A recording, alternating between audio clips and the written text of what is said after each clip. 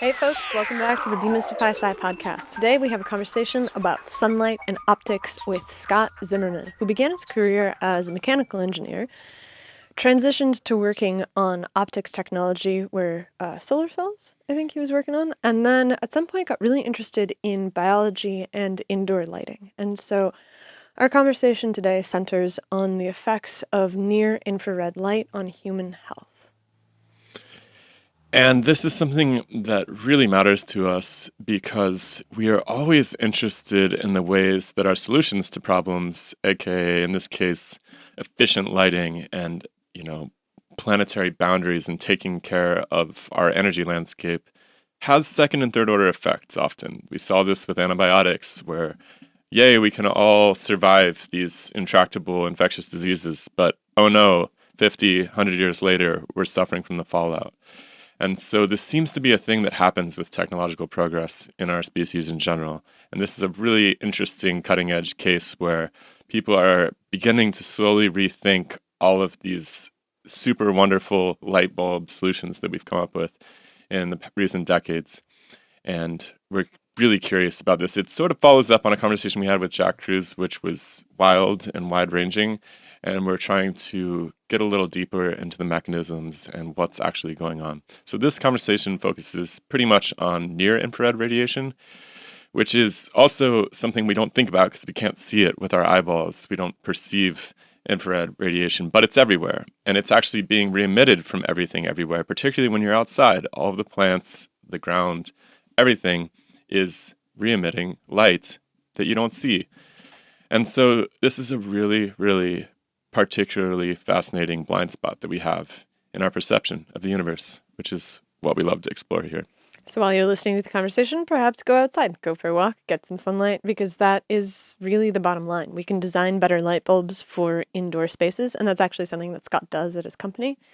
But at the end of the day, the things that are already freely available are the things that should be made best use of. And in this case, it's literally just being in nature. If you enjoyed this conversation and if you enjoy the things that we do on the podcast, consider coming over to patreon.com. We would really, really appreciate your support because it allows us to continue to create independent media without depending on advertising or sponsors or trying to create complex financial structures that take us away from what we really love to do, which is study nature and have conversations with people who are interested in the same topics that we are. In return, you get both of the episodes early. You get them on Saturdays instead of having to wait for Sunday and Thursday. And you also get to join one of my favorite things on the internet, which is our patron chat. We get together every single week with our patrons and we talk about the big open questions they have about science, the big things that have come up for them while they're listening to the podcast. We talk about culture, politics, pretty much everything that you can think of. And it's just a really good group of people. And so when you become a patron, you can join that community. And I really hope to see you there. Big shout out to our patrons. We love you guys, and we couldn't do this without you. Thank you so much. So enjoy the conversation. Tell us your thoughts in the comments, and we'll see you next time. The scientific revolution starts now. The Demystify Sci podcast. Let us see in the dark.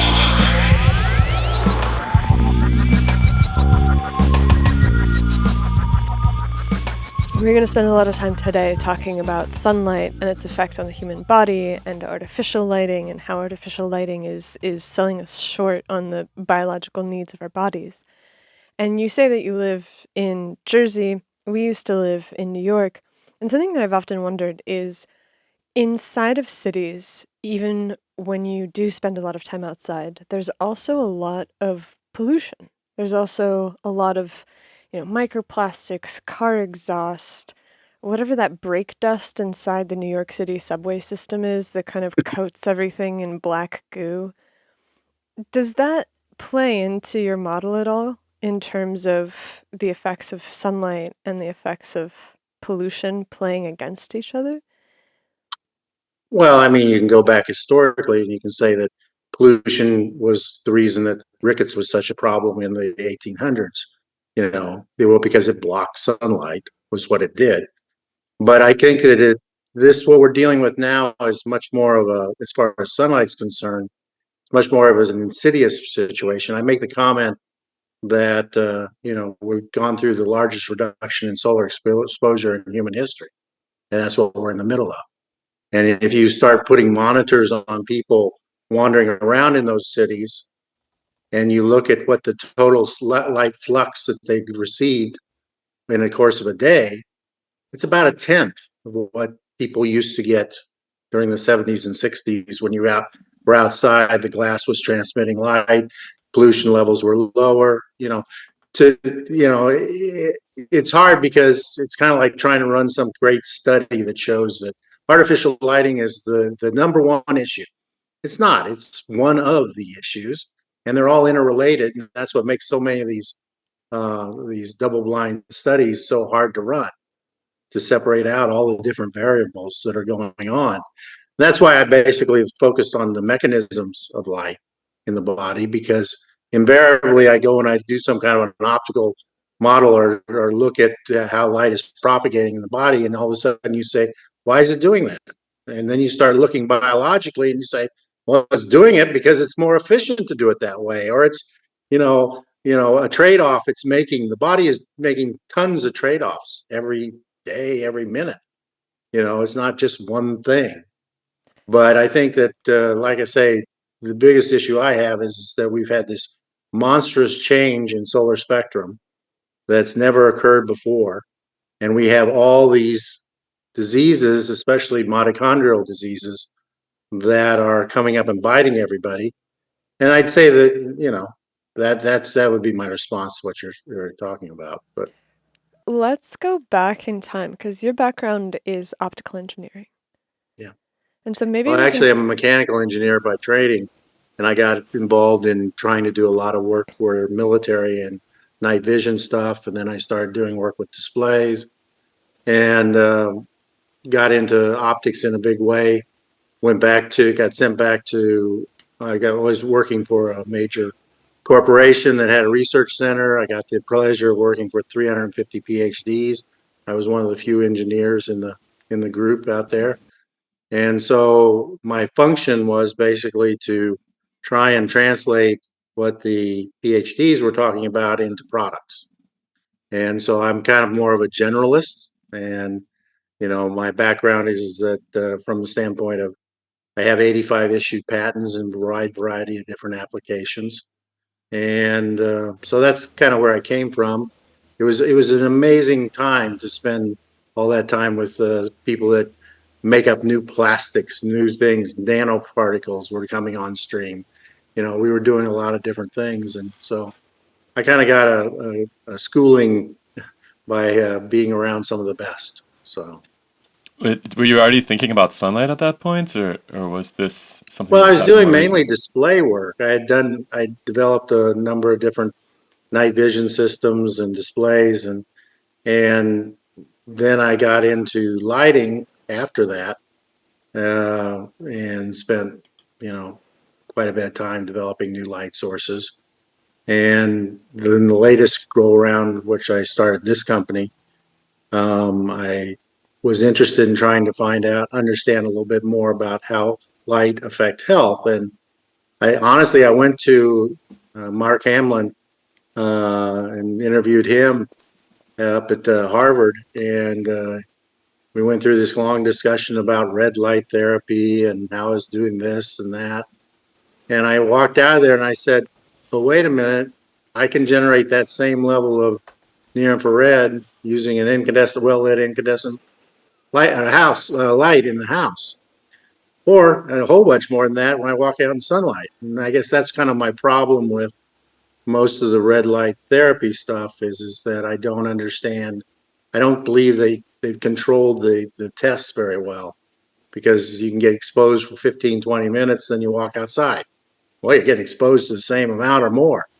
And so what's your control to compare against? And what is that literature telling us right now? What are the conclusions that they came to with these 15-minute intervals? Well, what they're showing there's a biological effect, but it's minimal or something. Some cases it can be significant. I mean, I don't downplay the only gripe I've got with the red light therapies is that I'm concerned that as we always tend to do everything more than what we need. And so I'm concerned that in the visible, when you see looking at the sun, you are forced to glance away because of your response, the eye response. When you get into the near infrared, we don't have an eye response. So I'm afraid some people may get overexposed, especially if they're looking at the emitter directly. So I think there's some safety concerns that I have for doing high intensity red light therapy or near infrared therapy. And I also think it doesn't occur in nature. My big thing is I believe that we want to mimic as close as we can the solar spectrum. Um, you know, if you're doing narrowband emitters, you're creating an imbalance in many cases in some process somewhere, and that's why I'm not a big fan of it. It's kind of like everybody likes to rail on blue right now, but I think we need to have two different terms. There's blue in the sky, which everybody's happy with. It's it's a high percentage of the photons, especially if you include your surroundings, is near infrared. And then there's blue, and it's a broadband blue. That's not what we do when we make artificial lighting. We have a narrowband blue that only then contains no near infrared. Same thing is true with our displays. There's no near infrared component. That doesn't occur in nature. We are So always exposed. can I simplify this for people, maybe just a tiny bit? I don't want to dumb it down too much, but the basic idea here is that when you heat something up, a solid body of some sort or a liquid, actually, you get this beautiful continuous spectrum. So you have all these different frequencies, and they max out at some peak, some peak where you can read the effective temperature of that body. This is basic black body science. The sun also produces this incredible near perfect black body spectrum. There's some divots in it, particularly with regard to our own atmospheric absorption. But you don't have these individual frequencies. And what I like to do this little experiment sometimes with kids in the classroom or something where if you take a prism and you split one of these fluorescent lights, you get a red line, you get a blue line, and you get a green line. Very, very distinct individual frequencies. And so oftentimes, even these LEDs that we have in our houses, they also emit only these very, very narrow frequencies, and they combine them in such a way that they appear sort of whitish. But the reality is that you're not getting that full spectrum, and a lot of the frequencies we can't see with our eyeballs normally, right? They don't have color. These infrareds are kind of the far off frequencies, and so they're there, and our body feels them and experiences them, and we're subject to all of their energies, but we don't perceive them visually, and so they get kind of left on the cutting room floor when people are designing lighting. Exactly. And, a lot of times, they're all making a trade-off trying to get efficiency. But they never, in their efficiency equation, they never include the costs associated with the biological damage being done. And when I first started this, I was just trying to make something of a benefit.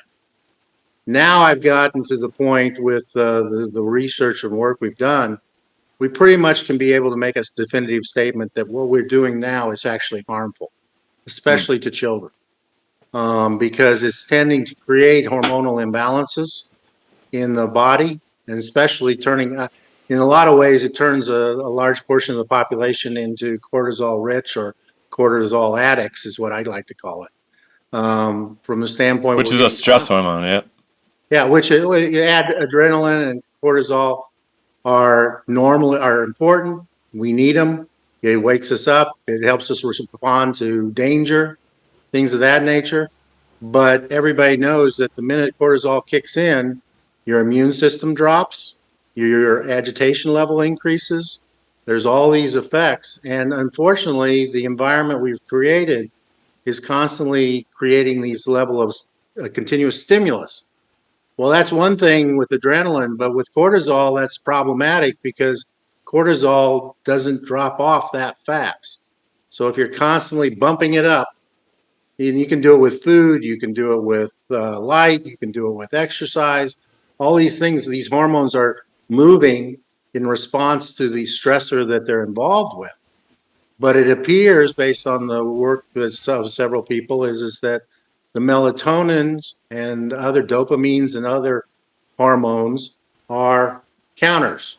Everything's a yin and a yang, type situation. And so if you've got cortisol constantly being pumped up, but you're not bringing up melatonin, and that was one of the points of the paper in biology and melatonin research, is that on transient response, when you get these stressors, the whole idea of circadian goes out the window because cortisol and melatonin both go up in response to exercise.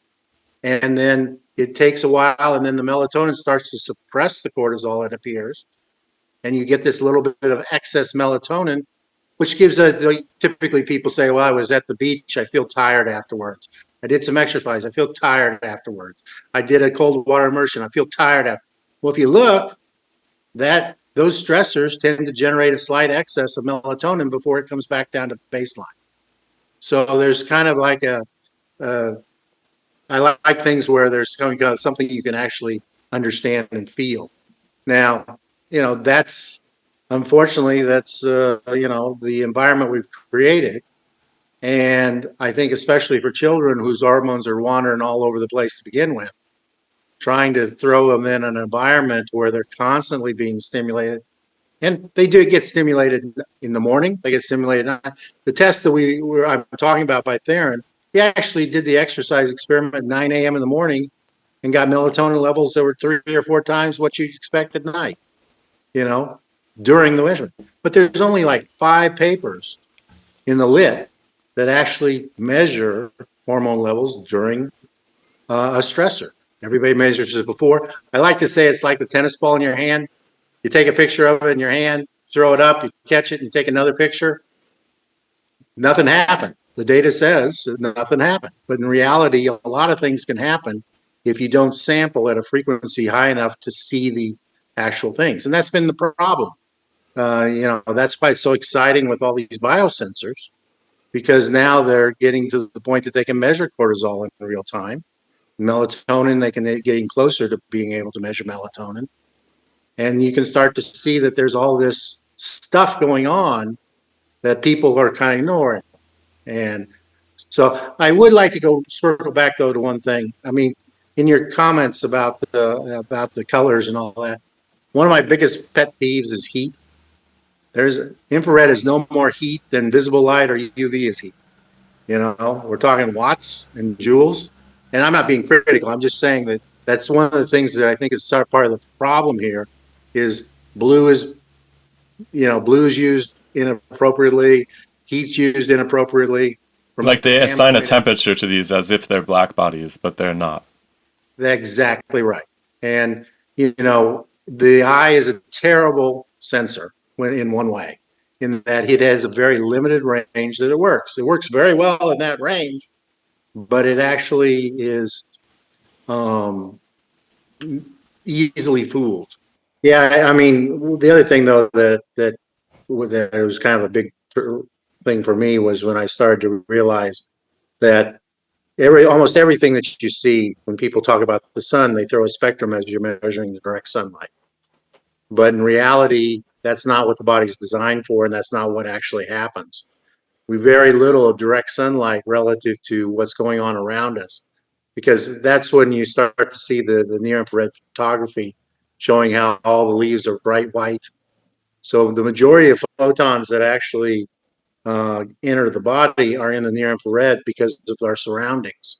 They're reflected or re-emitted. They're reflected back into us. And it's almost like there's this synergistic or symbiotic relationship between plants and the animals. Okay, we need the red and the blue. We're going to give you back everything that we don't need, and you're going to use it for something else. And so if you actually look at it from the standpoint of the total amount of photons entering the body, the solar spectrum or sun spectrum that people normally is skewed way over into the near infrared. And that's what you can actually see that if you close your eyes and look at the sun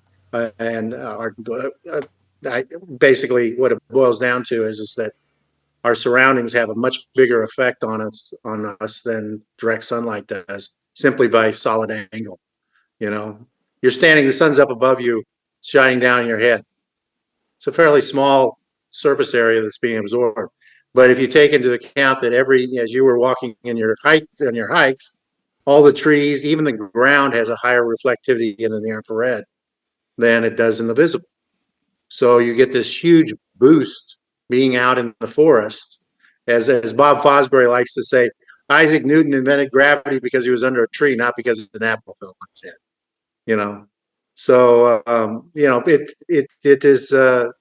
We should get a fair amount of that inside, though, shouldn't we? I mean, correct me. It just seems like everything should be radiating in the infrared to some extent, right? Or is it just a matter of scale? You get. This is where you have to talk about spectrum. Sunlight runs from about 250 out to a little bit beyond 4,000 nanometers. But what we radiate, or what our surroundings radiate, goes from 10 microns out to a millimeter. So it's in two entirely different parts of the spectrum, and it actually is how the Earth maintains equilibrium. Is we are absorbing the black body radiation from the sun, on a basis, and then we're re-radiating it out in the longer wavelengths that are more the near infrared, or the beyond 4,000 nanometers or 4 microns. So they're two basic humps. And that was one of the things that I thought was most interesting about an incandescent bulb, because it turns out that an incandescent bulb, you have the emission from the filament, and that goes out to around 4,000 or 4 microns. But then the outside envelope is hot. You can grab a hold of an incandescent bulb envelope, it's hot. Well, that goes from about 10 to 1 millimeter, because it's a black body emission at a much lower temperature, than the sun. So the peak is shifted. Yeah. You basically have two basic black bodies, one of them associated with sun incident radiation coming into the Earth, and you got this longer wavelength. And unfortunately, the words like heat are used and gets to get real confusing, or infrared. And that's the beauty of working with somebody like Bob Fosbury, an astrophysicist. He's sitting there saying, Scott, it ain't that simple, even though you were talking about the absorption bands as it goes through the atmosphere.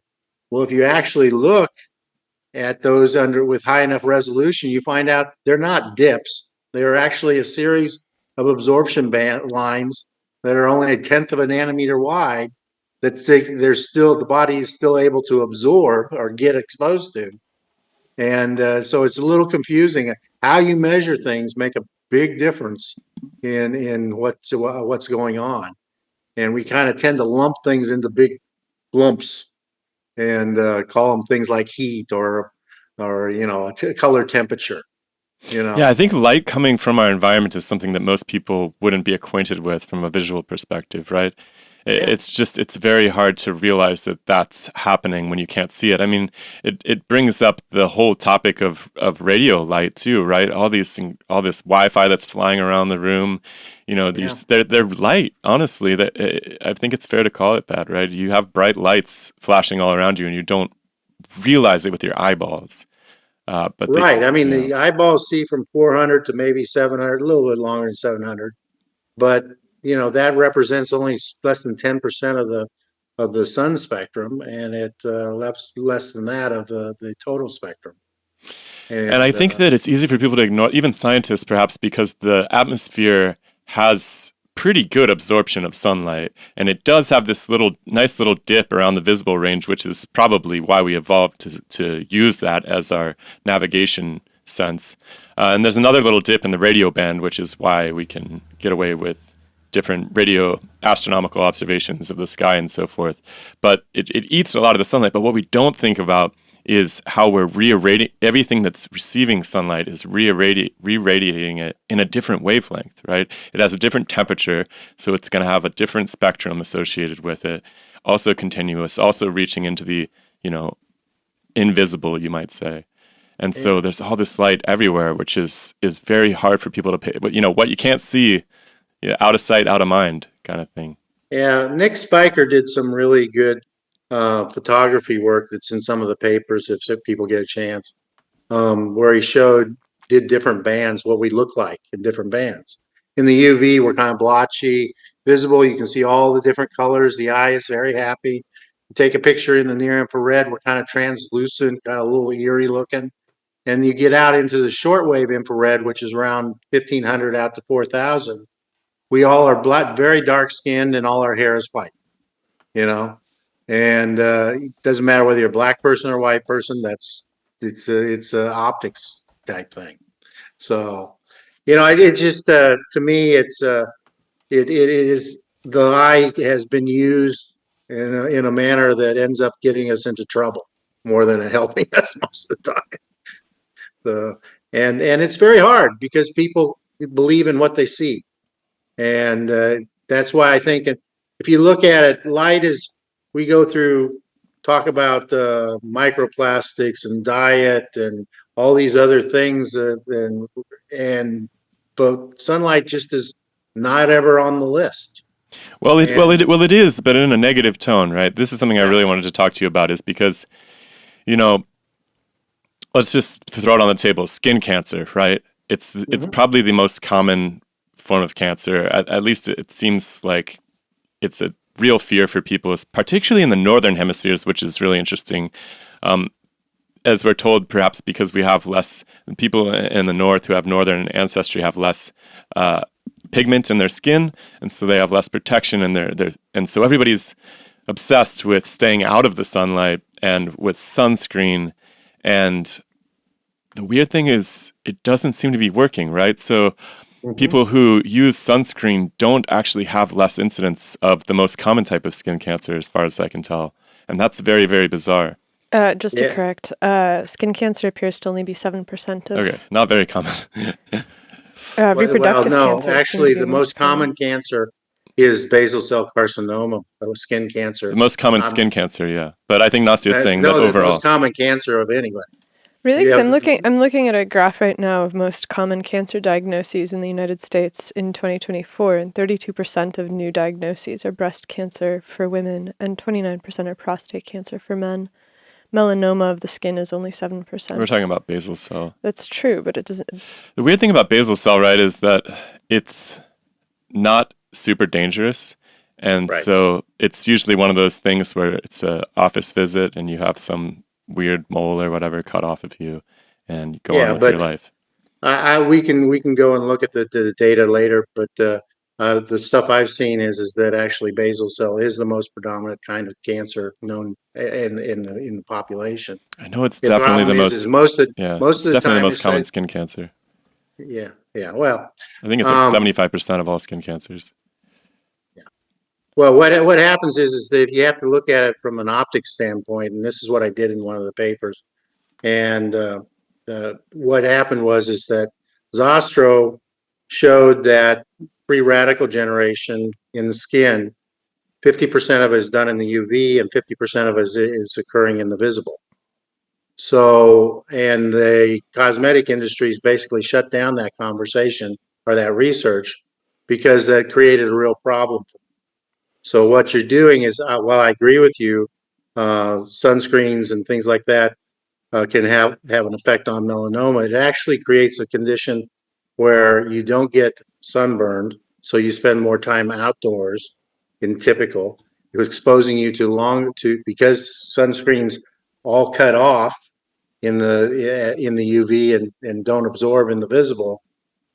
Some people can spend more time outside exposed to violet, blue, and cyan, which is what actually, if you look at it optically, it localizes right at the interface between the epidermis and the dermis, where the basal cells are, and that's why I believe that the basal cell carcinoma levels have been increasing over time.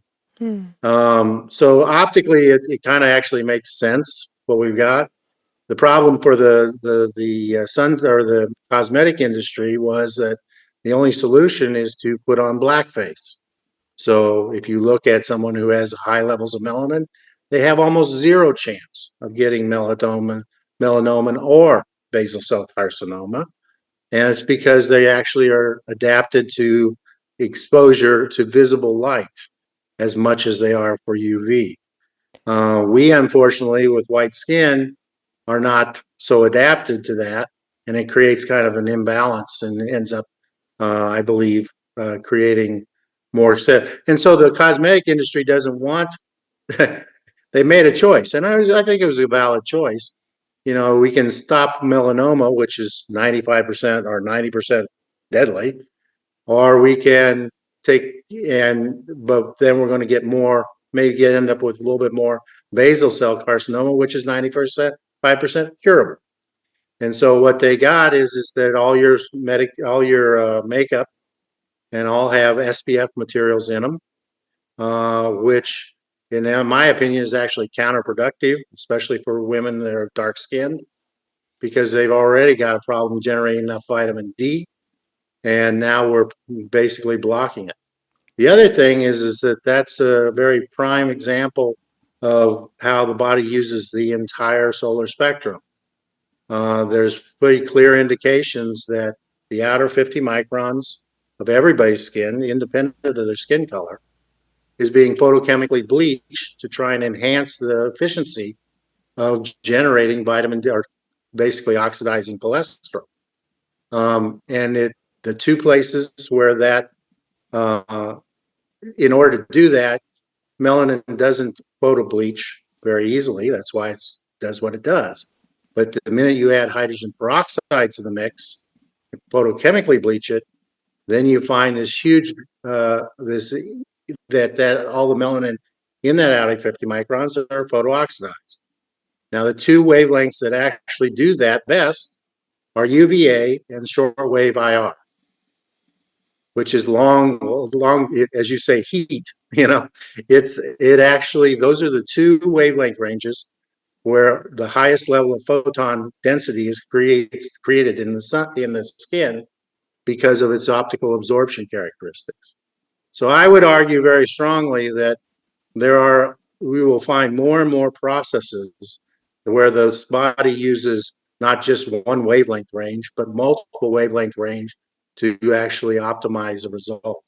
And that's what I think is so fascinating about the optics of the body is that it's amazing how elegant some of the designs are and how interconnected they are after millions of years of evolution.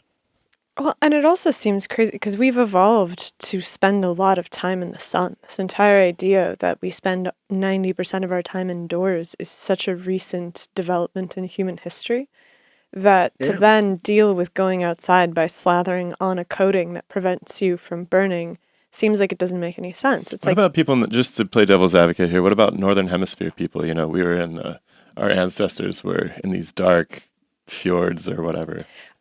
I would say that I would imagine, and I'm not sure that this is true or not, but if you spent small amounts of time in the sun, gradually just gradually increasing the amount of time that you spend, you would be able to develop a deep enough melanin production that you wouldn't burn eventually. Even if it was just once a year or something.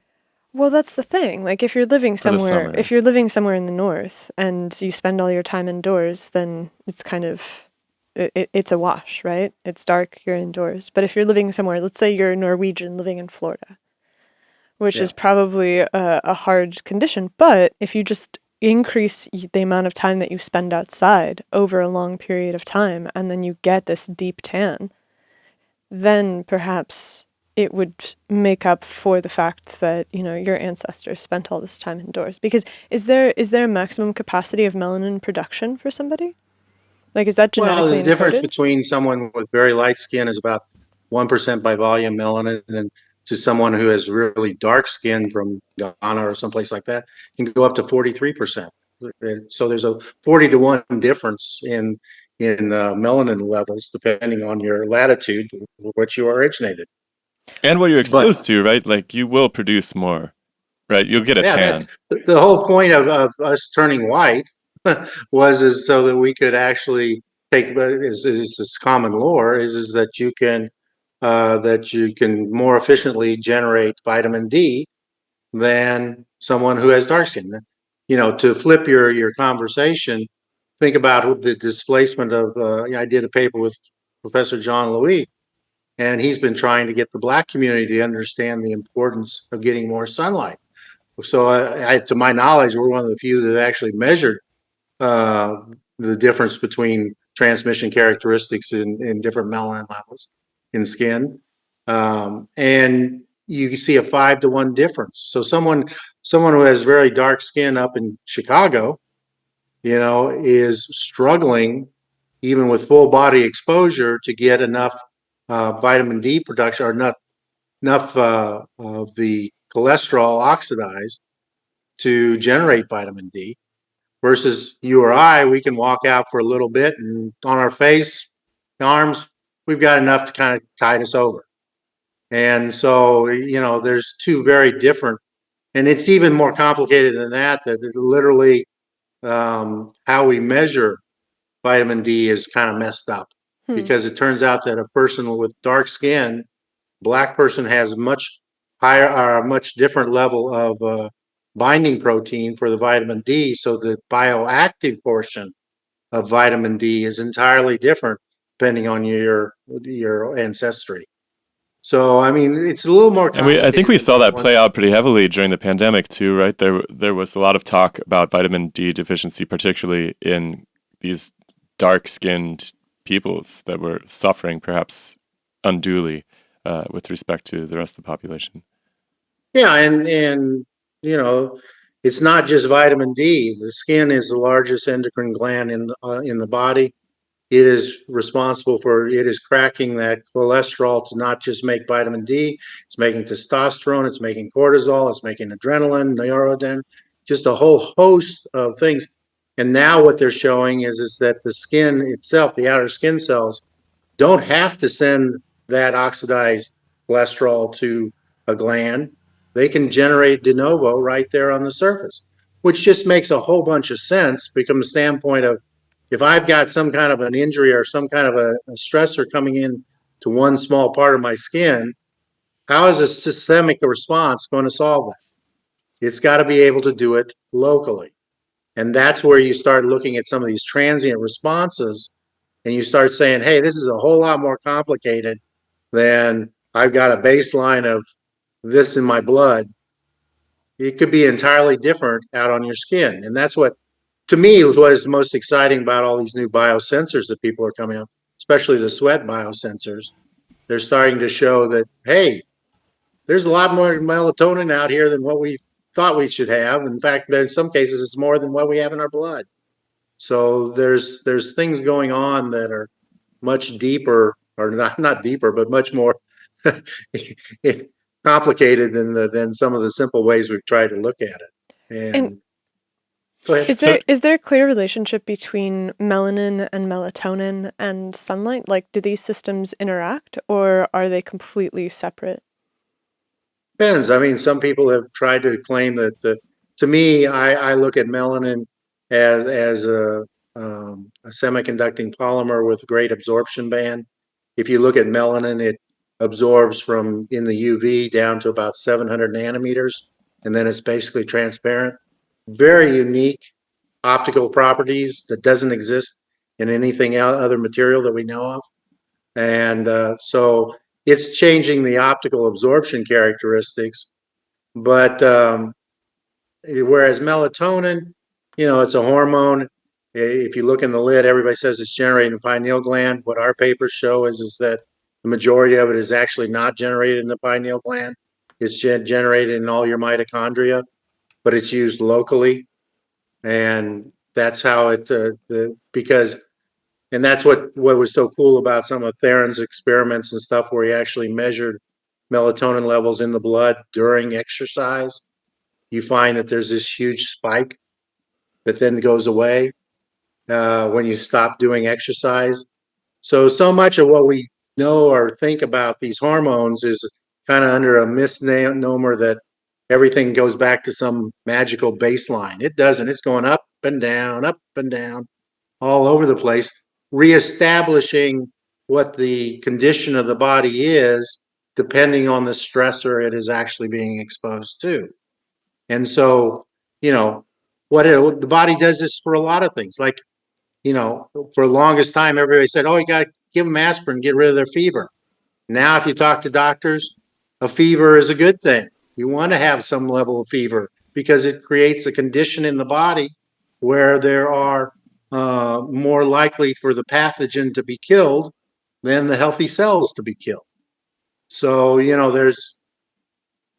I think that we underestimate how these systems are moving back and forth. It's like any control system.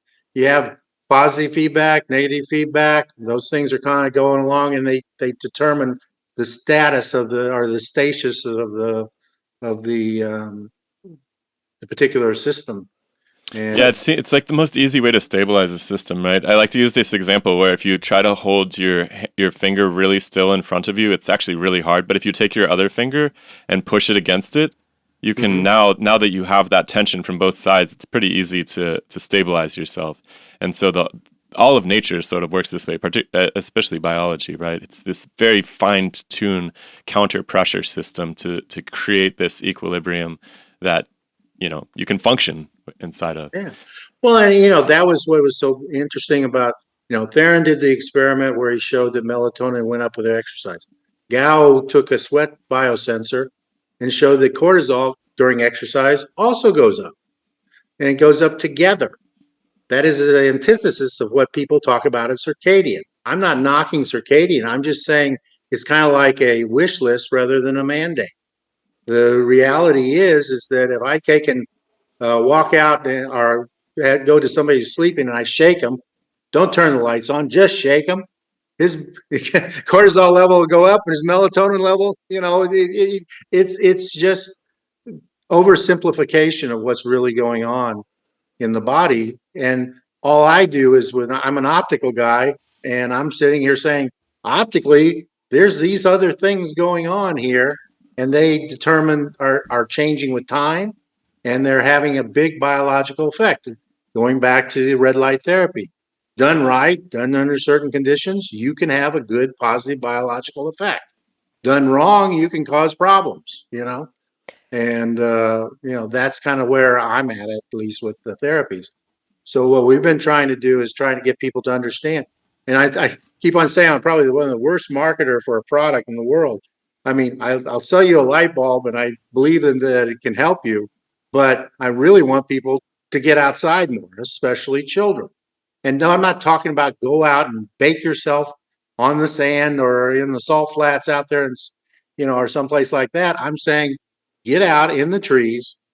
It's going to filter out most of the UV, most of the higher, shorter wavelength visible, and it's going to throw a ton of near infrared into your body. And that's what we were designed to operate under. And now we've created this artificial environment where that's all been switched. It's 180. We didn't just change it a little, we changed it 180. We block every bit of near infrared from coming into our buildings, our homes, by the glazings on our glass. We take and our light sources have no near infrared. It used to be the old incandescent bulb was providing us with a benefit that we didn't even know it was doing. And unfortunately, because of the energy people, they're convinced that we can get rid of it. Now, I'm saying it's costing you 10 times the amount of dollars because you're making people sick. That's what I believe. And kind of reminds me of the antibiotic rise to fame, and then now people are turning away from that since they've realized that antibiotics killing off all your bacteria is not a good thing, and that there's this intricate balance of bacteria that you actually need in your body. You can't just get rid of them.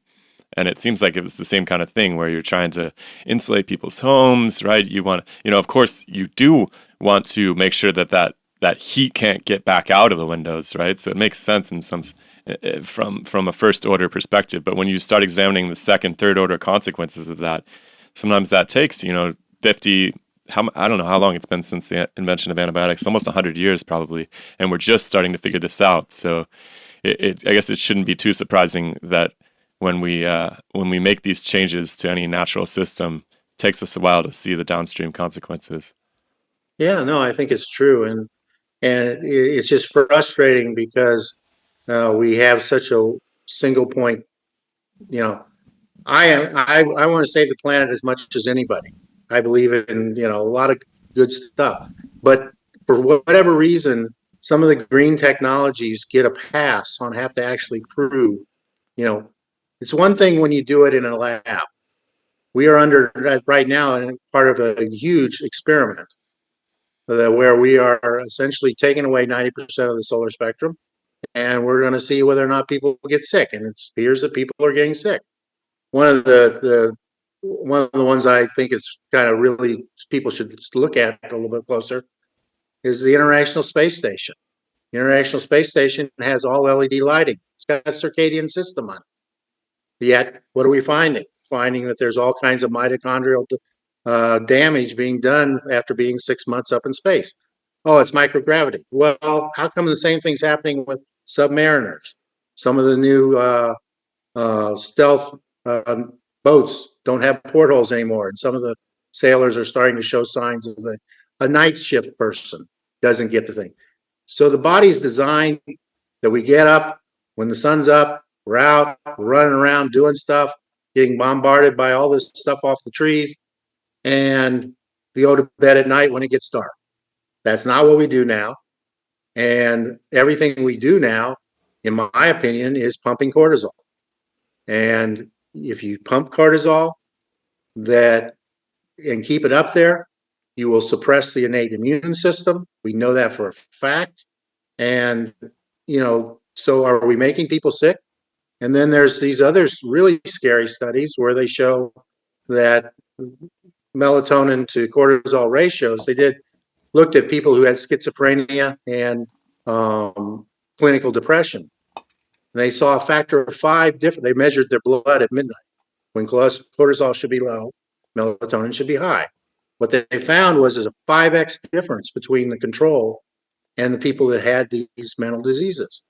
How much of the problems we're seeing associated with mental issues and things like that are rooted in the fact that we're putting them in an environment that tends to always pump up cortisol. Yeah, the dementia corollaries are interesting too. I remember seeing that in one of the papers you sent me with respect to folks who had actually suffered from skin cancers, presumably because of sun exposure, had a far decreased chance of experiencing any cognitive, cataclysm late in life. That was really interesting. Well, you take a picture, and myself included, you take a picture of people during the 70s and 60s. They were outside, they were doing stuff, they were thin. Now we're constantly being inflamed, in my opinion, by the lighting we have. Is that the only thing? No, it's not the only thing. We don't get outside as much. We don't get the exercise we need. We don't eat the right food.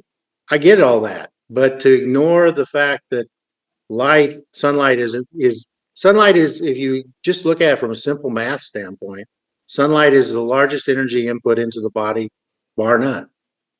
And, if you're out in it, if you're not, it drops way down.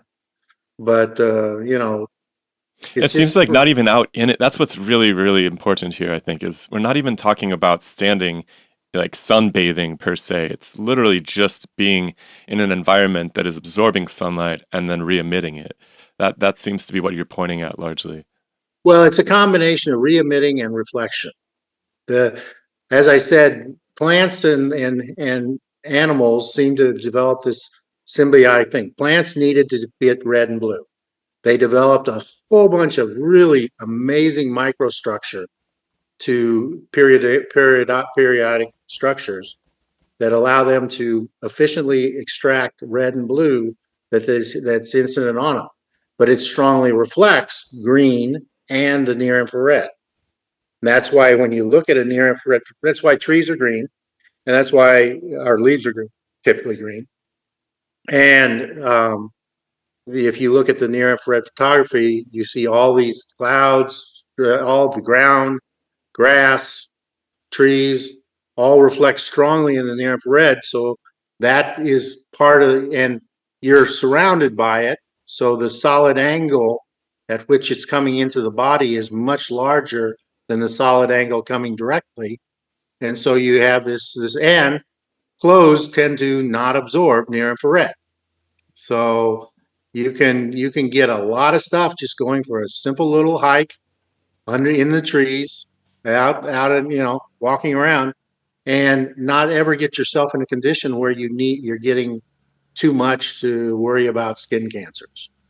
Well, can you break down the green thing for me? I didn't quite follow that. You were saying that that's why plants are green. Well, we're getting ready, hopefully, to put this out. But what it looks like is that if you look at inside a chloroplast, which is the plant equivalent of a mitochondria to some extent, it's where photosynthesis occurs.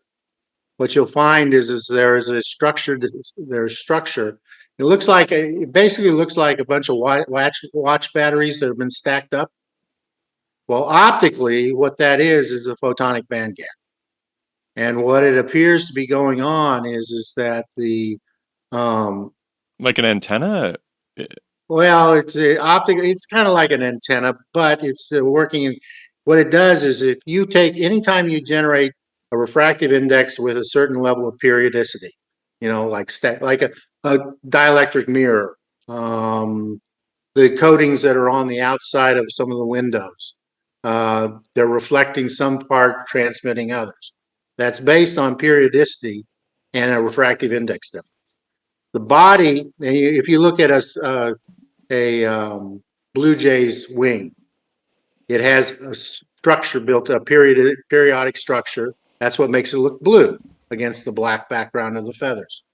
So nature does this all the time. So it's not a pigment per se. It's not a pigment. It is an optical element, and we actually, that if you want to go into it, it is that's how we make a lot of our diode lasers right now.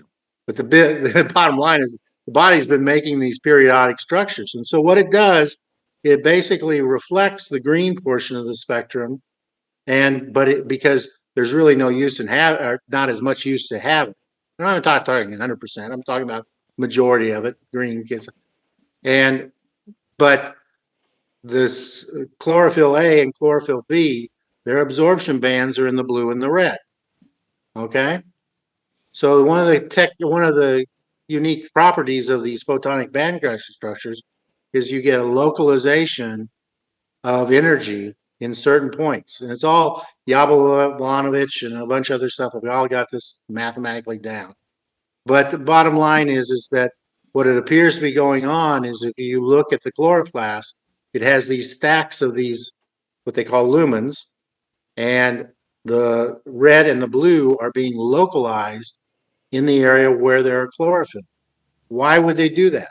Well, they're doing that, it appears, because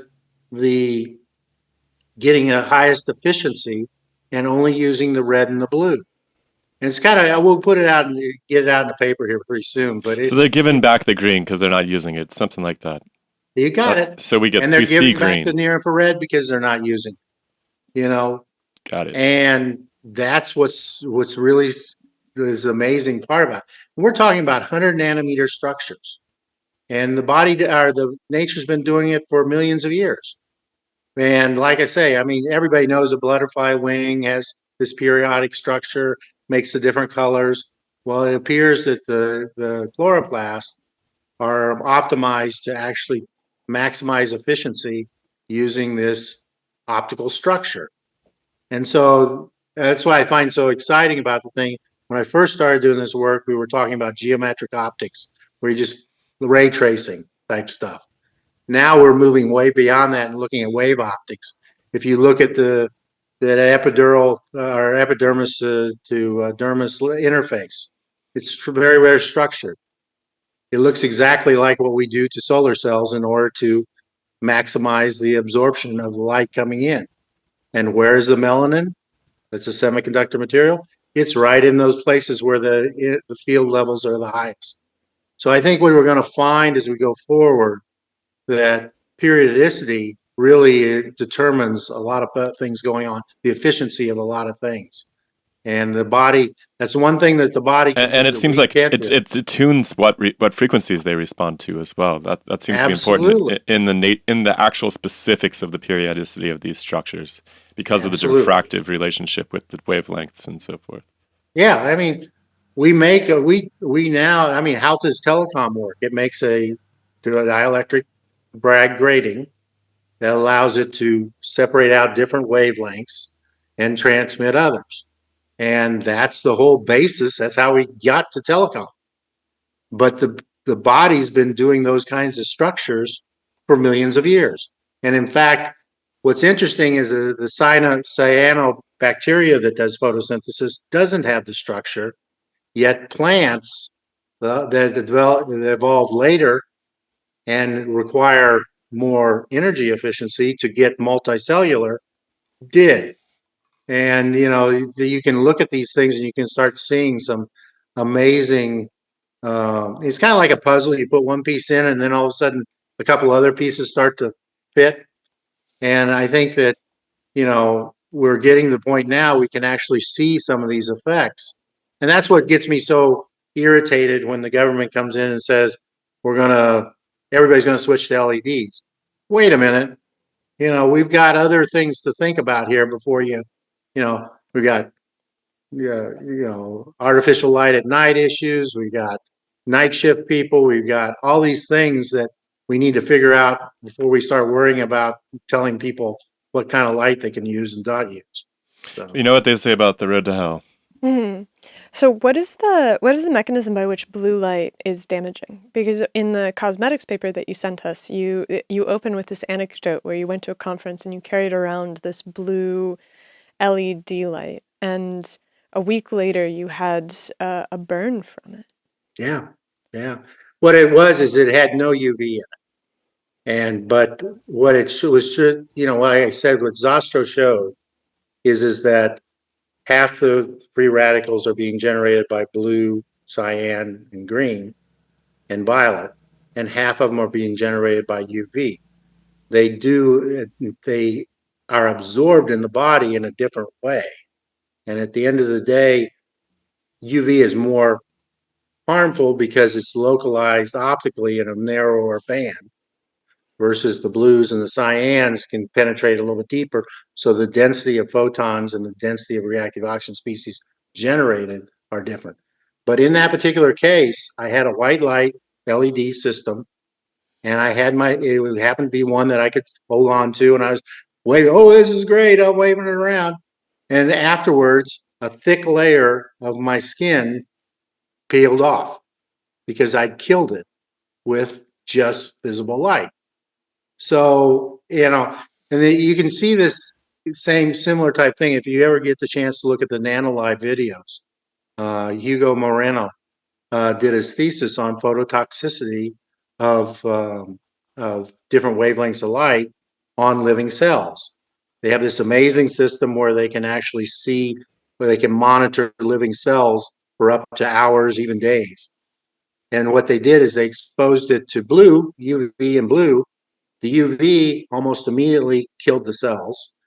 The blue had a little bit more. The cyan, what the mechanism was is that as they pumped it with cyan, the mitochondria moved less and less and less and eventually stopped moving.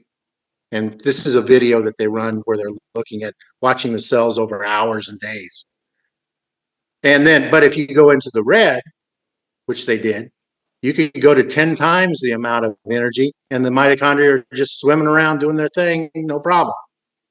So I believe at the end of the day, what the data shows is that the mitochondria in particular are more susceptible to the shorter wavelengths, probably because of the way it's absorbed in the structure. But it's that I don't know if that. They have some periodicity in the mitochondria too, right? Say what? There's some periodicity to the structure of the mitochondria. Absolutely. It's kind of like the kissing cousin for chloroplasts. It's just, plants don't have a choice. They're stuck where they're at. We can move around a little bit, and we can generate energy by eating things that go kill something and eat it. So we have an advantage, and so the mitochondria may be less in tune to light, or maybe in tune in a different way that we don't understand. That was what was so interesting about Glenn Jeffrey's work, where he gave somebody a glucose test and then shined red light on an area about that big on their back. And he measured, like I say, there's only a few papers that actually measured during the stressor. He measured and he saw that the glucose levels in the blood plasma of the entire body were dropped by 27% after just being exposed for 15 minutes. He had reached a new kind of equilibrium where that was enough to actually suppress this glucose. But even more interesting is he measured the CO2 levels and showed the CO2 levels gone.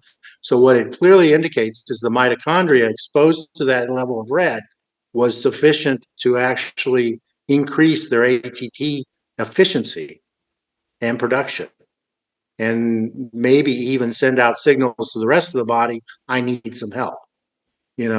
That's what I think is so cool about some of these transient measurements is you see changes, then you kind of go, okay, well, now what happens if the whole body's sitting here being exposed at some point, like we are outside, we're operating in entirely different. And it comes into so many things. I mean, it's like COVID, 99% of all disease transfers occurred indoors. Is that just because we're around other people? Yeah, I agree. But how about that maybe when you're outside, you're operating at an entirely different low level of performance or immunity than when you're not exposed to all those things. And so how difficult is it to design, let's say, a computer display that actually has a full spectrum light that emerges from it? Is this because from what I understand, the way that they're built is that they have just, red, yellow, and blue LEDs, a very narrow spectrum that are then combined in order to create all of the colors that we can see on them. Is it possible to create LEDs that also produce this Well, near IR? that gets to what we actually make from the standpoint of in some of our work. The most efficient visible emitter is an LED. That's great. It also is not very good at generating near infrared, and especially it tends to be narrowband. And then some of the phosphors, you always get a Stokes shift loss, so they're not very efficient at generating near infrared. The most efficient generator of near infrared are the little incandescent bulbs, the little thermal emitters. And the reason that we got away from incandescent was because 90% of it, only 10% of it comes out as visible light, 90% of it comes out as near infrared and shortwave infrared. And it's hot. So it's basically. hot. Yeah. I hate heat. I'm sorry. Yeah, you're making me rethink our studio lights now because we had incandescent bulbs and we got these, incandescent colored LEDs now. I don't remember having incandescent ones. At the very beginning we tried it, but they're really, really, really hot. I see. Yeah. And so, but maybe I can live with the heat. Just turn on the air conditioner. Well, what it turns Sorry, out Paul. is that when you're outside in direct sunlight, the ratio of near infrared to visible in optical watts is 1:1. When you're dealing with when you're back in the trees, it's about near infrared is 3:1. Incandescent are 10:1, so they're overkill. So what we do is we combine LEDs and near infrared, our incandescent filaments, a little short. Remember the little flashlights that had a little grain of wheat emitter way back when that you plugged into? For sure. Like the old little elbow-shaped military ones and so forth. Yeah, stuff like that. Before the days of LEDs. And the only reason that you wouldn't want to use the incandescents is because in order to get the blues and the greens and the violets and things of that nature, you have to run it very close to the melting temperature of the filament, the tungsten filament. If you take that requirement, you say, okay, the LEDs are going to generate all my visible light, then you can drop the temperature of the filament down. It rings it up by a factor of 12 to the 12th power on the lifetime. And so, I don't know if you ever heard of the centennial bulb. I was going to say, yeah, it seemed, I'm under the impression that these things are somewhat engineered to fail. Yeah. Well, what's happening now the LED lighting industry is designing their bulbs to fail too. Oh no, That's how they of plan course. on making money. Yeah, So, just like my computer. But yeah, the Centennial bulb, just in case people aren't aware of it, there's a light bulb, I guess that's... It's actually in a fire department in California, in Livermore. Oh, nice. Yeah, but it's been burning forever. Just proof of 100 and concept. some odd years, 120 years. And all it shows is that in order to get like a halogen bulb or an incandescent bulb to generate visible light, you have to get up to the point that most materials will evaporate eventually. By taking that requirement away and just trying to get the maximum amount of near infrared, you drop the filament temperature down to 1200, 1400 Kelvin. So it lasts forever, like the Centennial bulb. So what we do is we put the two of them together. There's some electrical benefits to doing that. Things you can make a simpler light bulb, and eventually, my hope is that we will get people converted over into DC to where away from the AC component, because I do believe whether or not the electromagnetic fields being generated by the AC in your house is a problem, there's all other kinds of frequencies that are going on in there, and a lot of that, people don't realize this, but a lot of their displays and things of that nature that generate light are actually being modulated at those kinds of frequencies as well. So if you buy a Philips Hue bulb, it has 1,000 hertz red, green, blue thing going on to be able to make it adjustable. So what some people may assign to being electromagnetic field issues may be actually the light modulation going on their devices because of what's going on the AC side. Flickering, basically. Yeah, can you elaborate on this? What's going on the AC side that you think might not be great? Well, there was a paper done by Peter Light where he took and he measured the cell wall potential of a single fat cell, and then he shined light on it, and he started flashing. And what happened was that the cell wall potential of the cells would change in unison with these things. So while your eye may not see the effect, your cell walls have frequency response well up into the kilohertz region. And so I would argue that you have no idea what that kind of thing is doing to the biology, but it is a biological effect that's been measured. So and there's really no benefit. I mean, we made a choice way back when to go AC by, with the battle between Tesla and Edison. And at this point, we now have the technology to switch everybody over to DC and just bring down the noise level across the boards. Hospitals are doing it because a lot of their instrumentation gets messed up with all the radiative effects of using AC. So, there's no. You only really need AC to travel across big, long power lines, it seems like to me. It's really the big advantage is just the transmission losses, as far as I can tell. So it seems like there's no reason it couldn't be rectified right at the. But if you look at what is it, ABL or whoever the company is over in Europe, they're actually trying to go to DC high voltage because they're finding other benefits. And the limitation really wasn't transmission losses. What the real limitation was, there didn't exist a high voltage switch that could actually turn it on and off. Really? In the DC. So now that's been developed, and we've been working. We sell both an AC bulb and a DC bulb. A lot of people it'll screw it. It has a little flicker in it. I don't like it. I like the DC lamp because I know what I've got there. And it does a DC AC to DC conversion, but over at the wall socket. And then you plug in this lamp and the light, it has zero flicker, and it has other benefits that I believe in. And it's much easier to control the ratio of near infrared to visible in the lamp we have. Sorry, I didn't catch. Are these LED based? You said there's some sort of hybrid between. Absolutely. What's that all about?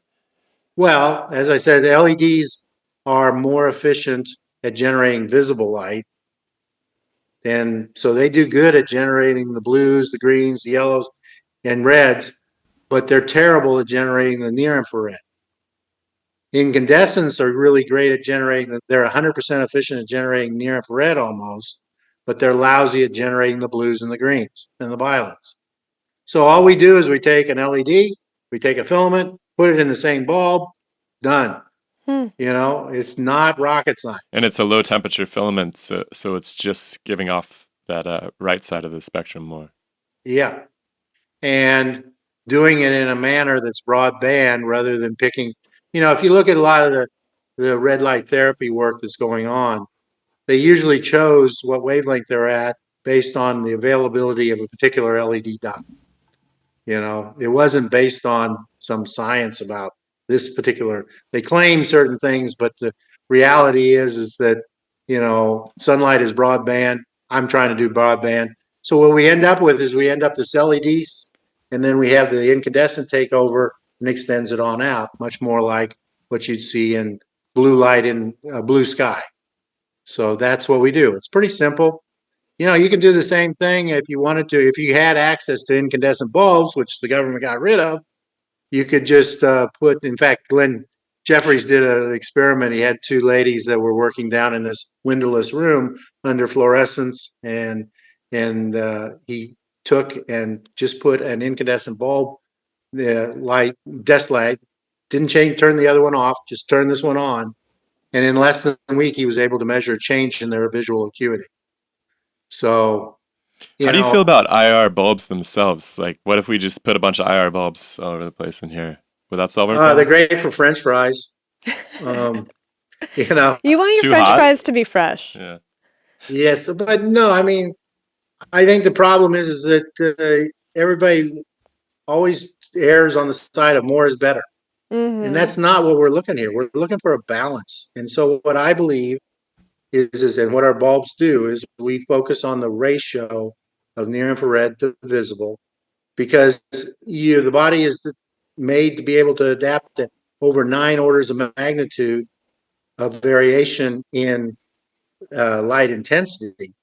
But even moonlight is got exactly the same. It's always got more near infrared than it does visible. And so I just believe that what we're trying to make and what we try and do is we always mandate that we have a certain amount, a higher level of near infrared over all lighting conditions to visible. And that's because that's what nature does.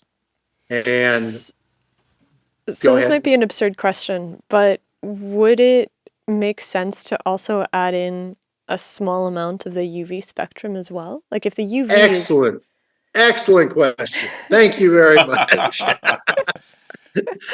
I believe that, and I preface it because that with you have to add the near infrared in order to add the UV. Because the function of the near infrared in general appears to be to enhance or protect the body cells, increase the ATP production, do like that. If you got a stressor like UV, it just makes sense to me that from the data that you want to add UV in. I believe very strongly you want to add UV in, but you don't want to add it in unless you've got the near infrared to complement it, and you want to add it at a dosage level that you can control the ratios, and especially since you can't see UV and you can't see near infrared, you can get yourself into trouble really quick. Like people, like I say, a lot of these panels, you actually see the emitter. The emitter is right there. That is extremely high level. And if you were doing that in the visible spectrum, you'd be glancing away. In the near infrared spectrum, there's a lot of old laser jocks that lost an eye because when they were operating near infrared lasers, because they didn't see it that they were in the optical path.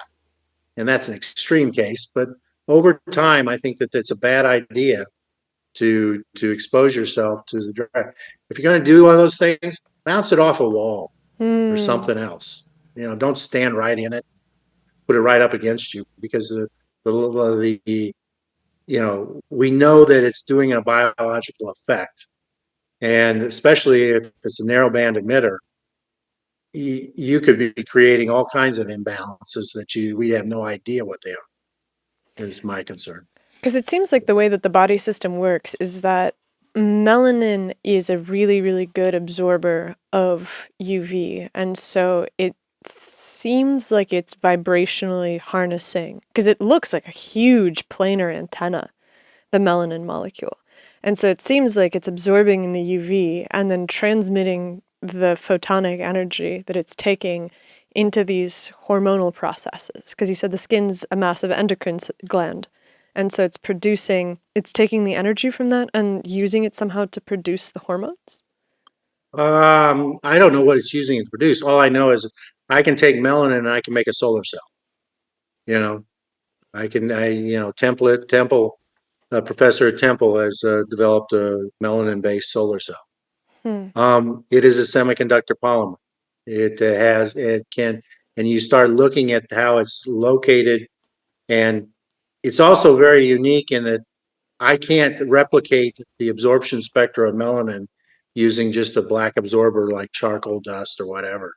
If you do that, what you find is that if I take a bunch of small charcoal dust and I put it in water and I measure its transmission characteristic, extends way out into the near infrared. Melanin has a strong peak in the UV, and by the time it hits 700, it's basically gone. Mm-hmm. So it's designed specifically to, as you say, to absorb in the UV the higher energy photons. What it does with it, what the body does with that, I personally believe that there's something going on there. Whether it's assisting in catalyzing hydrogen peroxide. The interstitial fluid of the body contains about 650 times or fold higher levels of hydrogen peroxide than the intercellular cells themselves. Why would we have so much hydrogen peroxide? Well, Niedermeier has shown that when we have a wound or something like that, hydrogen peroxide is the first responder that is forced into it. And we know that the macrophages and all that have hydrogen peroxide bursts, all that. So I think we're underestimating how important the hydrogen peroxide characteristics of the body are. And, as we get older, we age, our hair starts to turn gray. I would argue it's because, we are not able to counter or maintain our hydrogen peroxide balance in the same way we did when we were younger. So there's lots of things that are interconnected.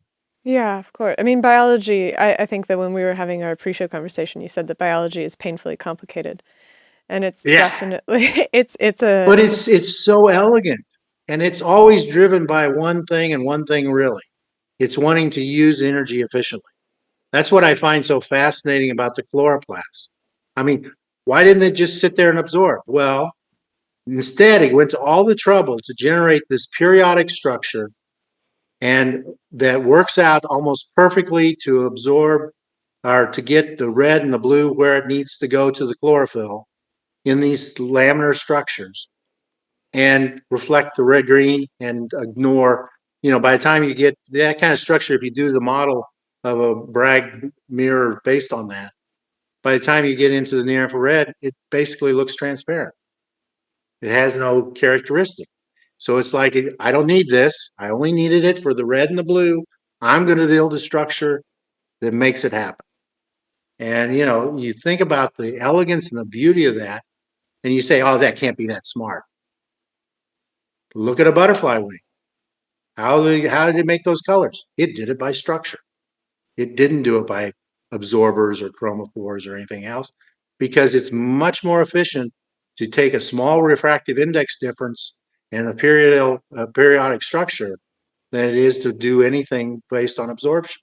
And it gives you those really iridescent colors that they're almost surreal, right? You can't capture them in a photograph even. You have to, when you see a peacock, in real life, it's like glowing almost. Well, and that's what's so amazing about the chloroplast is that if you look at that structure and then you think, okay, what happens when I shift off angle? Well, when you shift off angle, it shifts the entire band gap into the blue. so it tends to shift with angular input into the leaves. And so to me, it's just absolutely the optically the most amazing structure. Have you thought And about the similarities between chloroplasts and hemoglobins? I think maybe it's the hemes. I don't know. Do you think chlorophyll? Because the Chlorophyll, yeah. So both of them have this. Is it a porphyrin ring structure? I believe they have this very similar antenna with some sort of metal ion sitting at the center.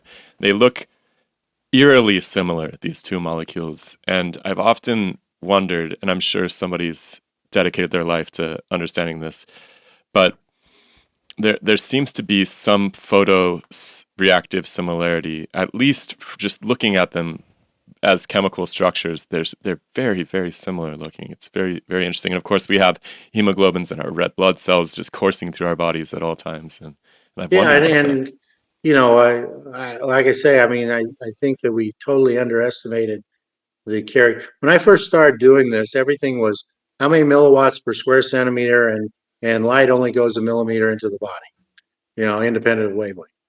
Now what we're seeing is that, you know, as Bob Fosbury, I sent you the picture of his hand at 850 nanometers. It goes inches into the body, you know, and it's doing this amazing optical thing where it's bouncing around until there gets an almost uniform distribution within that region of the volume of your hand. And you know, kids that used to are, you know, you tell ghost stories, you shove a light up into your mouth and you see all this place where it's all lighting up. Well, that's the red edge. If you were to look in the near infrared, that whole thing is lighting up. And you know, that's why I like some of the Roger Seaholt's videos that he's done on our work, and he goes in and shows some of those pictures. And he was talking about how, as a young internist, you know, that was how they would check to see whether or not your adenoid or whatever the how do I call them, the nasal cavities were clear or not clear. As you'd shove a bright red light up there, and you could see whether or not there was all kinds of occlusion in there. So, and that's been the hardest thing to overcome is that there's so many people that want to just keep it all right at the outer two-dimensional. And when you start thinking three-dimensional, it ends up being photon density, not photon within a volume versus on the surface. So. Yeah, and I think there's a case to be made too that you have essentially these two holes in your head, right at these eyeballs, right, and so there's light traveling into your entire brain through those portals, right? Well, and you know, we did an eye model, and if you look at it, the eye is an amazing imaging optic. I'm an optics guy, so I talk optics. It's an amazing imaging optics by bringing light through the pupil. But it also is an amazing non-imaging optic. If I take a ball of dielectrically filled ball and I have light coming in from all directions, it will localize it right down in one spot. It's a particular kind of, as I say, a non-imaging optic. But so what it does is that because the eyeball is 40 millimeters in diameter, the pupil is only a couple millimeters in diameter, there's this huge area relationship where the eye is literally designed to guarantee that there's almost a 10x near infrared to visible ratio on the retina, which just happens to be the tissues that have the highest level of blood flow in the body. So why? Well, it just happened that way? No, I think it was intentional, because that then allows the near infrared to be collected through your eyelids, and you can see the red edge. All you have to do is walk outside, close your eyes, face the sun, and you can see a kind of an orange glow. That's the start of the red edge that extends out. And there's actually a larger, if you look at the vitreous humor, there's a larger transmission window in the near infrared than there is in the visible. I'm just looking at the absorption of hemoglobin by wavelength, and it seems like oxygenated hemoglobin absorbs pretty strongly upwards of 1,000 nanometers, which is has that gotten us into the near IR spectrum yet? Yep. Once you pass about 700 nanometers, you're getting into the deep red and the near infrared. Everybody has different definitions, but biologically, I use the red edge as being the definition of when you're going from visible into the near infrared. And that occurs somewhere around 700 to 800 nanometers. But if you look at it from that standpoint, what Bob's picture shows is that the main absorbers are the blood vessels in the near infrared. So by not absorbing, the other tissue's not absorbing anything in the near infrared, it allows it to bounce around and get to all the different blood vessels, even on the opposite side of the hand at some level. And what Agnes, what was her name? What one researcher over in Wisconsin was able to show is that the near infrared causes vasodilation, increases blood flow, changes the status or the state of the blood vessels as far as the amount of blood flow going in and antioxidants going in, and macrophages and all the other stuff. So that's why I think there's a pretty good argument that when we're outside and even just walking through the forest, we are operating much higher level of protection than we are doing inside. And unfortunately, we did a number of computational fluid dynamics models, and it takes less than a second for somebody to sneeze and transfer the virus to you. And there's nothing you can do about that except if you're outside. Sunlight and the reactive oxygen species in the atmosphere are the only two things fast enough to stop the majority of those from getting to the next person. And then on top of which, I believe that each person, both the sick person and the other person, are operating at different levels of innate immune response. So that's my opinion. How do you feel about IR saunas? I think they're great. Do you have one? No, I wish I did. I think we've been kind of flirting with the idea of making one in our bathroom. Can I make an argument for you though that I think is just as key is the humidity characteristics and the fact that you get out and you'll jump in the cold and go back in. That. Yeah. So because there's a gentleman, Professor Zaire at Stanford, and all of that has shown that you can get a number of change in the hydrogen peroxide characteristics based on what kind of environment you're in, and it doesn't take much. But it also, the thing I would argue is that by doing that transition from one to another, you're actually kicking things up a little extra notch, kind of like the ratcheting up of the effect. And it's very popular out in Finland and all those places to do it. And they do it just for the fun of it? No, I think they do it because it makes them actually feel better. So this is with traditional saunas, though, right? Because there just doesn't seem to be the same level of literature with the IRs. I mean, saunas are shown to be phenomenal for your health. I think they decrease overall 5-year mortality, something quite significant. Yeah, there's some really fascinating data on that. But I would definitely do moisture in the mix. There was this really interesting study where they out of Mayo, where they looked at flu rates in children during the winter, and they showed that humidity cut the rate of absentee by 50%. But what they didn't do and didn't control in the test was, I would argue that the humidity that they were providing contained a lot of hydrogen peroxide. And that's what happens in nature.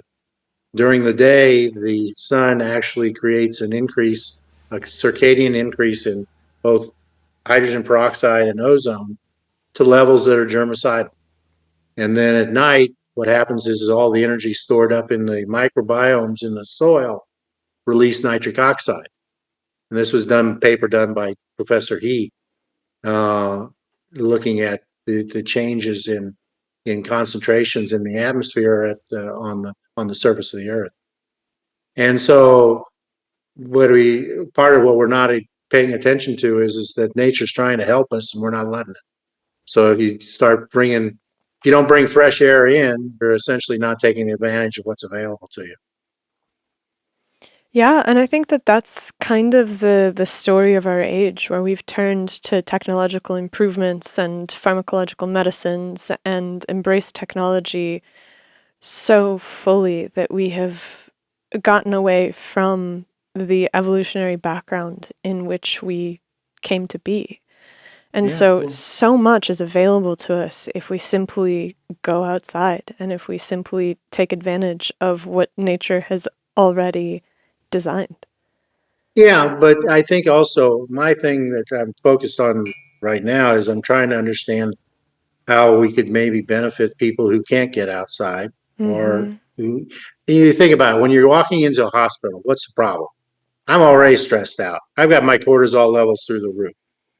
Why in the heck would I then put you in a room that's going to pump up your cortisol even more? It's going to suppress my immune response. It's going to cause all other kinds of things.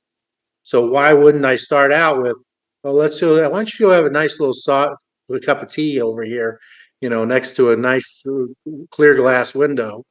And then we'll talk about how we're going to take you up to the OR, and we're going to put you under lights that doesn't spike everything else up. I just think that there's a possibility that we can, use the body's natural defenses to maximize for people who are in illness or having issues. And I'm really concerned that like I say from the beginning, is that we've moved away from this is something that's helpful to this is something that's causing a harm. I mean, how many kids go outside and play in the afternoon compared to sitting there with a virtual reality thing slammed onto their face? Under artificial lighting that has no content of near infrared. And the only argument against it is we're going to give them skin cancer 30 years from now. Not if they're going out and building a treehouse. Build a treehouse, you're good shape. You'll be okay. If you're going to go take and throw them on a beach and let them sit there and toast like a French fry, or put them under an IR lamp, that is done, then yeah, you got an issue. So you mentioned earlier that you've worked with people that have sensitivity to lights and to electromagnetic radiation. And I know that there's a certain class of people that are really debilitatingly affected by this. Oh yeah, and it's real. I mean, this is not some, they like to downplay it, but I believe very strongly that it is a very real thing. And is it because of one thing? I don't know. I do know that, as I said, there was a study out of over in Saudi Arabia where they looked at people that had various levels of had categorized in different levels of anxiety or depression, and they put them in a fluorescent room versus a incandescent room, and to a T, some of the people with really bad depression, they literally had to leave the room under a fluorescent versus the incandescent. And and so they're like I say, I agree with you totally. That's been one of the things that's been very interesting about, we put a product out that we thought we could help people with. In particular, like I say, I pushed the DC version, but we have an AC one if you want to give it a shot and you're not very sensitive to a little bit of flicker. And we're coming out with a new AC one that has almost no flicker. But because of people like you're talking about, I've gotten feedback from people saying, I can use this one, but I can't use this one. Okay, that to me says you basically don't want any flicker. And if you can tell a difference, I understand it wasn't a controlled study, but life is, these are people that genuinely are struggling. And I believe that it's not just that. We're created this environment. I think one of the things that's most also concerning is that when we're talking about what goes on at the outer part of the skin, the main the thing besides vitamin D that's generated is all your sex hormones, the testosterone levels. There's a study over in Europe and Italy where they took young males, took them out, put them in the sun, measured the testosterone, and saw that we had this huge increase in testosterone levels when they were out in sunlight. It appears that that would be associated with what's going on the outer part of the skin. Now, given the fact that we're seeing generationally a drop in testosterone levels of almost 50% over the last 2 generations in males, having issues with sperm motility and all these other things, it seems to me like that we really need to understand, are we creating a problem that really shouldn't be there? Or at least people should know that this could be affecting them, is what I think. Yeah, definitely. And you said at some point that there's a lot of attention paid to various other factors, but sunlight doesn't seem to be a central concern, and the indoor lighting doesn't seem to be a central concern because it's uniformly, at this point, LED and fluorescent bulbs that are. Are people talking? Is there a ban on incandescent lights? Were you looking at that? So I was looking at that, and so it is a functional ban where there has to be a certain amount of efficiency for the wattage that's generated, and the efficiency requirements have made most LED bulbs incompatible with the regulations. Is that the case? You mean incandescent bulbs? Incandescent bulbs, yeah. Yeah, well, what they did is they did a 2-step thing. And I was actually on the panel when we were having this discussion at the DOE at public hearing. And I tried to convince them that biologically there was no similarity between an LED and incandescent. This was 5 years ago. But what they did is they said that all bulbs, didn't matter what kind of bulb, had to have 45 lumen per watt. Now, we do about 50 to 60 lumen per watt with the 3-to-1 near infrared to visible ratio. But I'd like to do a little bit more because I think that there's a benefit there. Well, what's happened is over the course of the last 5 years, what that did is that essentially banned an incandescent, which typically has between 10 and 15 lumen per watt efficiencies, if you're trying to use it for visible light generation. We can do 50 to 60. Now they've come out with this new rule change where they're doing setting it as 120 lumens per watt.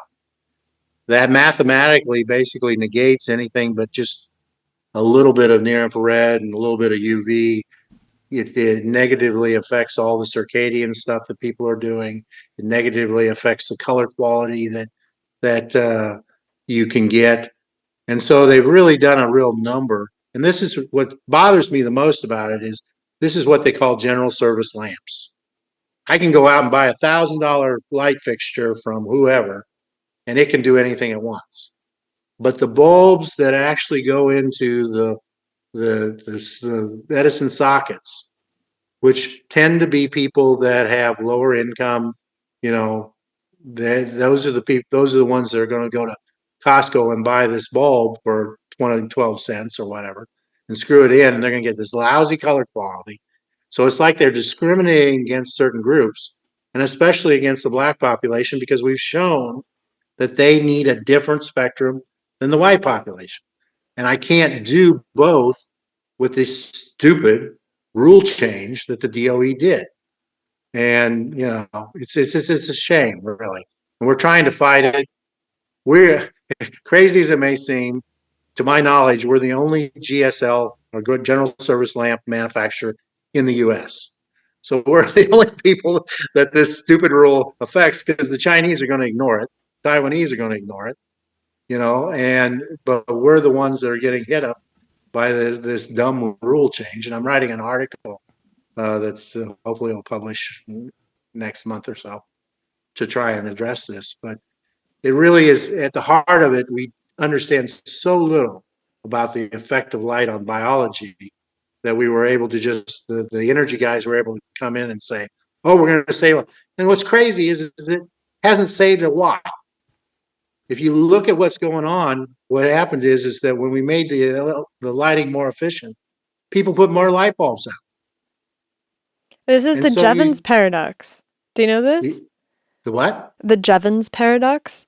No, what's the Jevons bar? I think he was a British economist who realized that as you make resource use more effective, instead of the use of the resource going down, it goes up because now it's cheaper per unit, and so people buy more of the thing. Yeah, and I'm a dark sky advocate, member, and to me, it's you look at what's happened. Not only did we increase the amount of artificial light at night, we shifted it into the blue. I mean, that was a Worst place. crime. That was a crime. Those yellow sodium vapor lights were so beautiful at night. Yeah, You walk around and a city that's lit by them, and it's very romantic, and it kind of feels like firelight almost. And now well, these and that's blue why lights are just. in our desk lamp we have a toggle switch, and you switch between daylight condition and night. And what's the night condition? It's just the incandescent bulbs that are on. It just makes it's a tool. It's a simple little thing. It's kind of dumb when you think about it. It's pretty straightforward, and but I agree with you totally. I mean, nothing worse for romance than to turn on a blue LED light. I mean, come on. Well, I would like us to figure out that there is a cost benefit to getting closer to sunlight and the real sunlight, which is actually what you get as you're walking on your hike. It's not what you're getting when you're sitting and laying on a beach frying. Yeah, It's absolutely. and it's all free, as you say. I mean, buy one of our bulbs. That's great, but I mean, I look at it as more of preventing a problem than trying to match sunlight. Get outside. You need to. The kids need to. But My garden needs there me are to be outside very badly. Say what? Our yard needs us to be outside very much. We went on a 2-month trip recently, and it was just a jungle when we got back. So chaos. we're still working on it. Yeah, well, I mean, it's a good thing. And my grandpa was a dairy farmer. He had a straw hat and a long sleeve cotton shirt and a pair of overalls. And when it came time, when it got around to high noon, he'd sit under a shade tree with a sandwich or an apple or something like that. He kept his mind all the way up into the almost 100.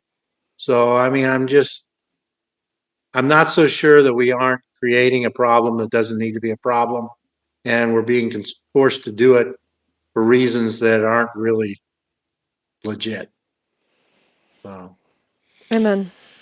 Yeah, I think that's a good place to put a pin in it. I'm gonna spend some time outside today after this conversation. Well, I'm going to go for a bike ride. So there. Excellent. Beautiful. All right, well, yeah, thank you so much for giving us your time, and it's cool stuff. We'll link your website in the description and a couple of these papers too that you shared with us, so folks can follow up. If people want to find out more from you, is there a good place to find you? I tend to do posts on LinkedIn. I went through the process of publishing a couple of papers in journals, and it was a pain in the Watusi. So LinkedIn, and what I find is that LinkedIn is got some pretty high quality people that that watch you and keep up with you and have comments, much better than the peer reviews that you get in the journals. So, but anyway, Cool. thank you very much. I appreciate it. Thank you so much, Scott. Yeah, thank you. Have a great rest of your day. Talk to you All right, later. take care. See ya. Bye, everybody.